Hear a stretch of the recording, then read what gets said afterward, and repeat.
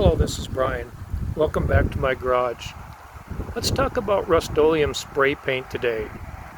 Let's talk about the nozzles that are forever plugged. That's very annoying. Let's talk about what we can do about it, if anything. But I do have a tip for you on something that you can do. So stand by, let's go to the garage.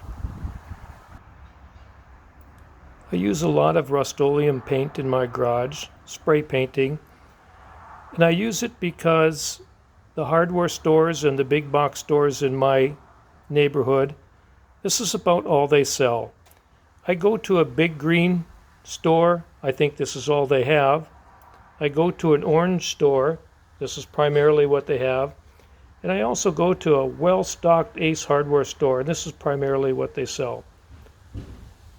And the thing about that is these cans spray upside down, so you can't tip them over and clear out the nozzle the way that you used to always be able to do. And I wondered why that is, so I dissected a can. But I'm also going to give you a tip on what you can do about it. This is what I do in my garage. So before we start talking about dissecting, let me give you the tip right away so you don't have to watch the rest of the video if you don't want to. Every time I get done spraying, I take the nozzle off, which is this thing, and I spray it out with brake cleaner. And when you do that, you will get brake cleaner in your eyes, so put goggles on. And then I even try to get a little bit in that reservoir, and then I try blow that out with compressed air. That's the tip I have for you. If you don't do that, these nozzles are forever plugged up, and that's very annoying, and it's wasteful too. I'm kind of laughing a little bit now because in previous videos I'm always using brake cleaner for everything under the sun except cleaning brakes, it seems like, but it is a very useful product.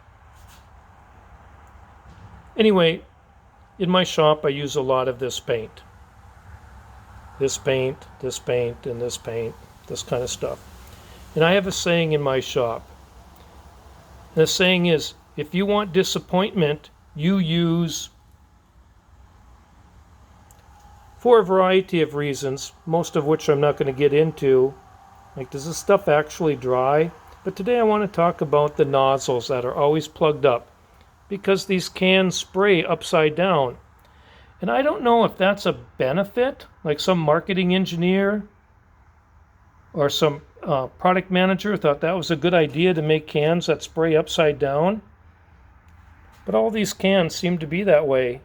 And you can't clear the nozzle out the way that you could in the day with these kind of cans that you tipped upside down and sprayed and cleared the nozzle.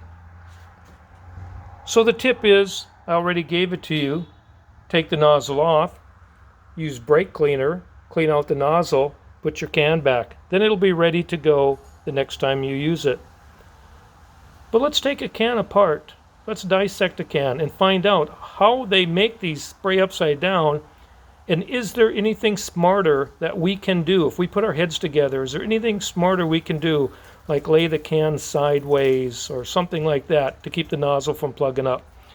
So I took a can that was just about empty, and I poked a very small hole in it with a scratch awl and let the pressure out. And believe it or not, I didn't even make a mess. Then I tipped it over in the garbage can and let all the paint come out.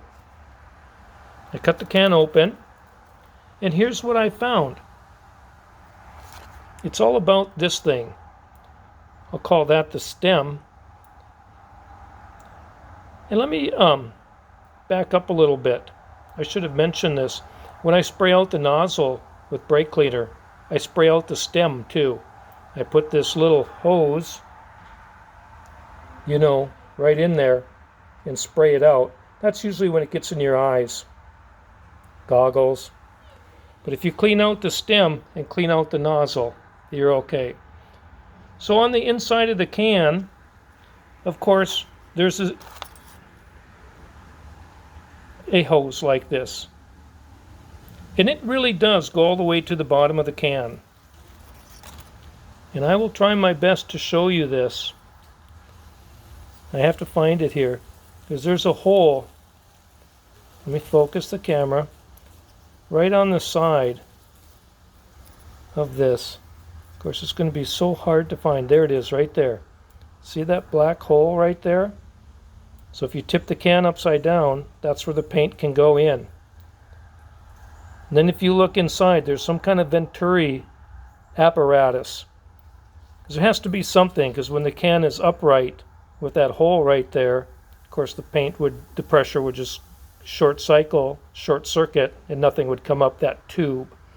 So that's the magic on how Rust-Oleum makes this work.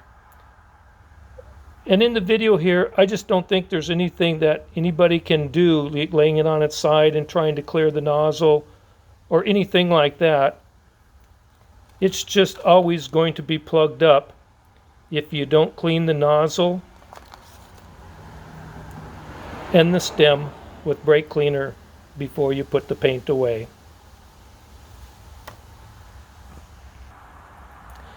And I do want to add that the instructions are very clear. When you're done spraying, you're supposed to wipe the nozzle off. They also say if the nozzle gets plugged to soak it in a solvent like mineral spirits. Well, I've tried that with these plugged nozzles, and you'd have to soak them a long time, and probably even in something stronger than mineral spirits.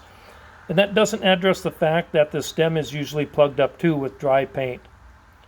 So once again, the point of the video is, I don't know, I think it's personally kind of annoying, kind of disappointing when these nozzles are always plugged up. So I've gotten in the habit of using my favorite thing, brake cleaner. And when I'm done spray painting, clear out the nozzle. And I use compressed air too, and clear out the stem. Then you put the can away, and when you take it back out sometimes later, it's just like brand new. So give it a try. It works for me. I hope it works for you. Thank you for watching my video.